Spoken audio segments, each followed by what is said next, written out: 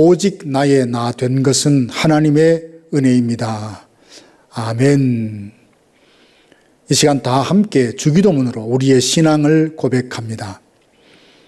하늘에 계신 우리 아버지, 아버지의 이름을 거룩하게 하시며 아버지의 나라가 오게 하시며 아버지의 뜻이 하늘에서와 같이 땅에서도 이루어지게 하소서. 오늘 우리에게 일용할 양식을 주시고 우리가 우리에게 잘못한 사람을 용서하여 준 것 같이 우리 죄를 용서하여 주시고 우리를 시험에 빠지지 않게 하시고 악에서 구하소서. 나라와 권능과 영광이 영원히 아버지의 것입니다. 아멘.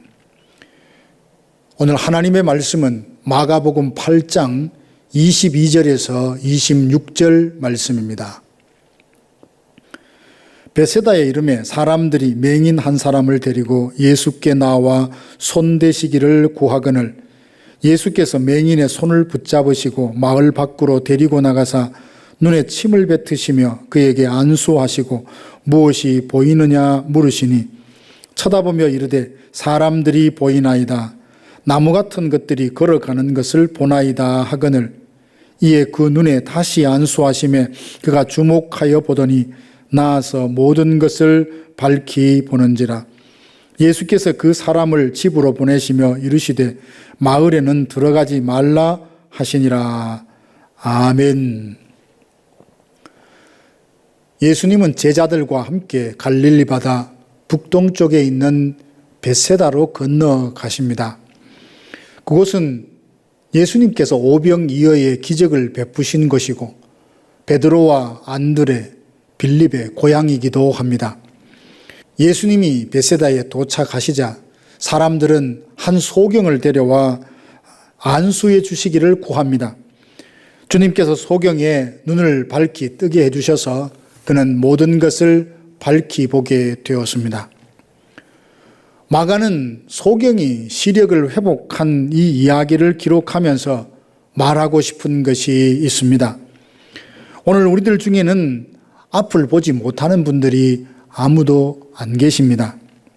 그리고 앞을 보지 못하는 사람이 있다 해도 벳세다 소경처럼 그 눈을 다 무조건 뜨게 해주겠다는 약속의 말씀도 아닙니다. 그러면 주님께서 정상적인 시력을 가진 사람들에게 소경의 눈을 뜬 이야기를 통해서 들려주고자 하시는 말씀은 무엇일까요?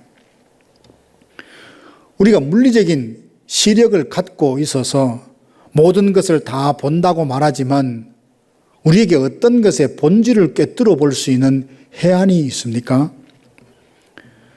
잘 본다라는 말은 여러 경우에 사용합니다. 국내적이나 국제적으로 굵직굵직한 사건이 일어나면 취재진들과 기자들은 이 일들을 가지고 여러 관점으로 사건을 조명합니다.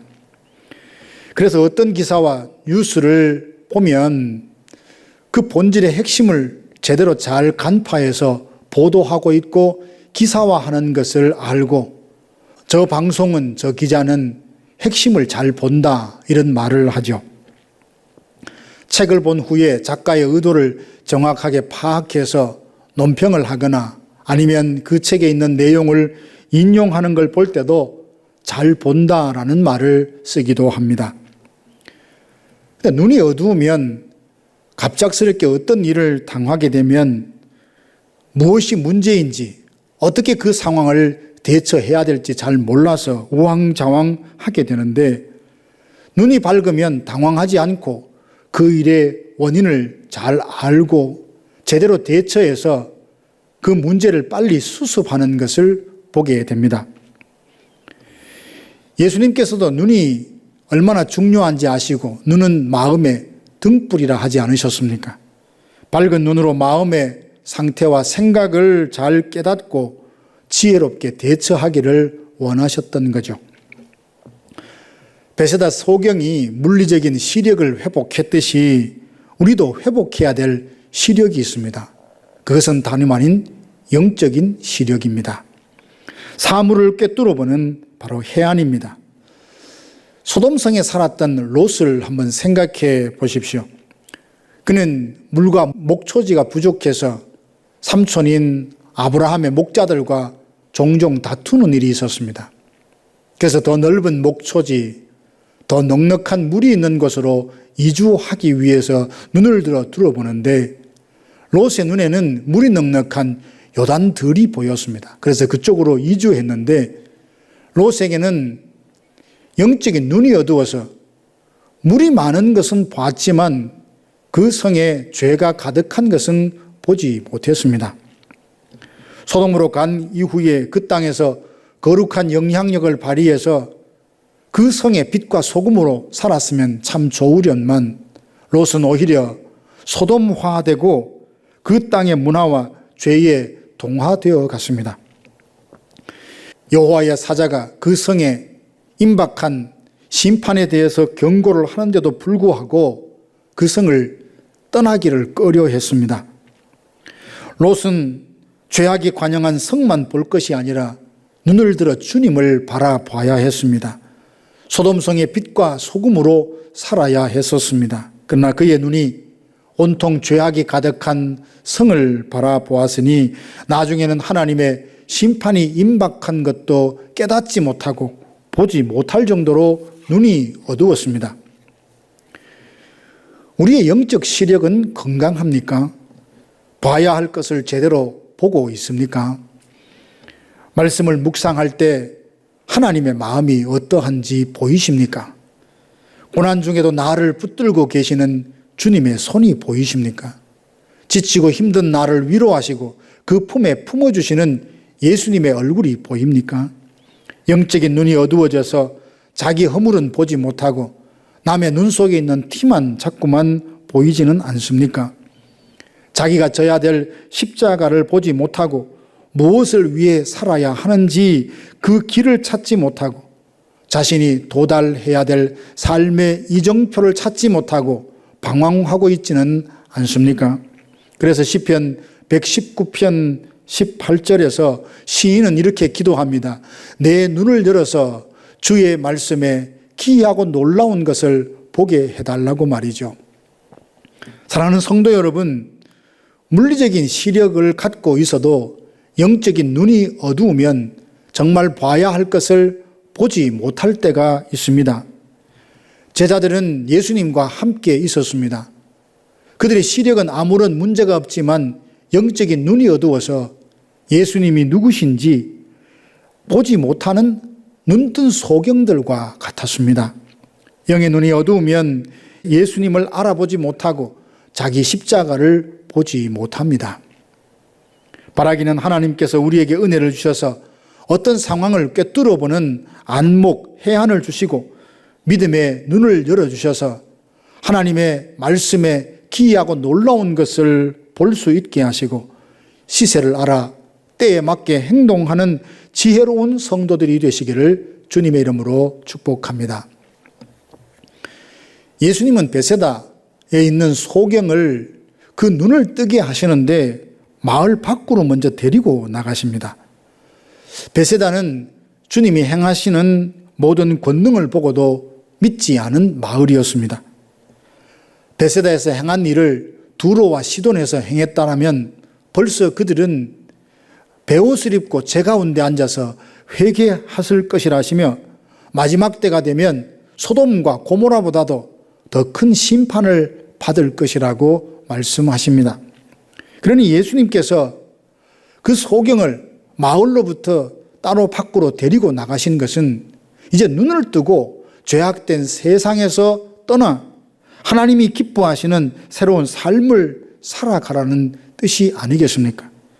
죄를 멀리하고 거룩한 삶을 살기를 바라셔서 먼저 그에게 눈을 뜨게 하기 전에 베세다의 마을로부터 그를 밖으로 데리고 나오셨습니다.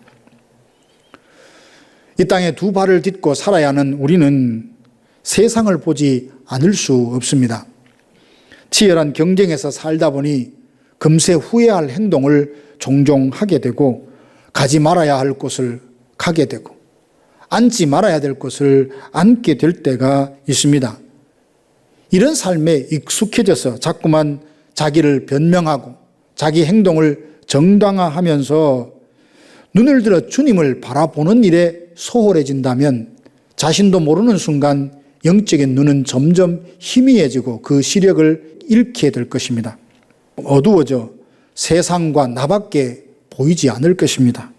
구원의 소망도 장차 우리에게 주어질 영광의 기업도 바라보지 못하고 삶에서 쉽게 지치게 될 것입니다. 사람과 사건을 제대로 보고 사건의 핵심을 꿰뚫어 보고 시세를 알고 그 때에 맞게 행동을 할 줄 아는 것, 하나님의 마음과 때를 알 수 있도록 내 눈을 열어 밝히 보게 해달라고 기도하십시다. 예수님께서 소경을 고치시는데 2번 안수하십니다. 처음 안수하시니 나무 같은 것들이 걸어가는 것이 보인다라고 말하더니 2번 안수하자 그가 밝히 눈을 뜨고 모든 것을 보게 되었습니다.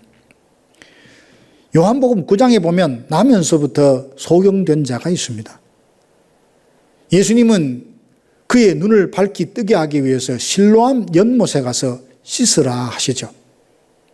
그는 주님의 말씀에 순종하여 가서 그 못에서 씻었더니 눈이 밝아졌습니다.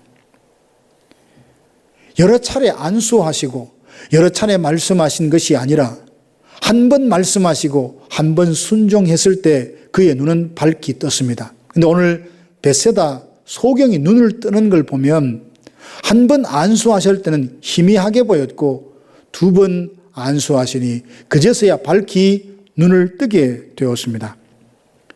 이것은 예수님이 치유하시는 능력에 문제가 있음을 드러내는 것이 아니라 우리의 눈이 밝아지는 데는 시간과 과정이 필요한 것을 염두에 두고 교훈을 주려 하심입니다.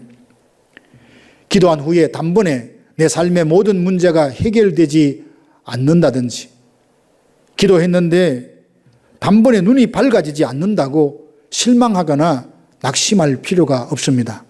하나님이 나의 기도를 거절하시고 침묵만 하신다고 오해할 필요도 없습니다. 지속적으로 눈을 들어 주님을 바라보면 바울의 그 눈에서 비늘 같은 것들이 벗겨져서 새로운 것을 보게 되었듯이 우리의 눈을 밝혀 주실 줄로 믿습니다. 그래서 당장은 아니더라도 언젠가 눈이 밝아져 봐야 할 것들을 보게 되는 영적인 시력을 회복해 주실 것을 믿습니다. 사랑하는 성도 여러분, 사람과 사물을 볼 수 있는 물리적인 시력은 있는데 영적인 눈이 어두워 정말 성도들이 봐야 할 것을 보지 못하고 사시는 것은 아닙니까? 주님의 능하신 손으로 안수하여 주셔서 어두운 눈을 밝히 뜨게 해주시기를 기도하십시다. 그리하여 밝은 눈으로 내 삶에 역사하시는 주님의 능하신 손을 보고 내가 가야 할 길을 보고 내가 져야 할 십자가를 보고 내게 부어주신 풍성한 은혜가 어떠함을 보고 인도의 확신, 승리의 확신, 기도 응답의 확신 가운데 살아가는 성도들이 되시기를 주님의 이름으로 축원합니다. 기도하겠습니다. 지금은 우리 구주 예수 그리스도의 은혜와 하나님 아버지의 크고 놀라우신 사랑하심과 성령의 위로교통 충만케 하심이 밝은 눈으로 봐야 할 것을 다 보며 때에 맞게 상황에 맞게 대처하여 지혜롭게 영적 전쟁에서 날마다 승리하기를 사모하는 성도들 머리 위에 이제로부터 영원토록 함께 있을지어다. 아멘.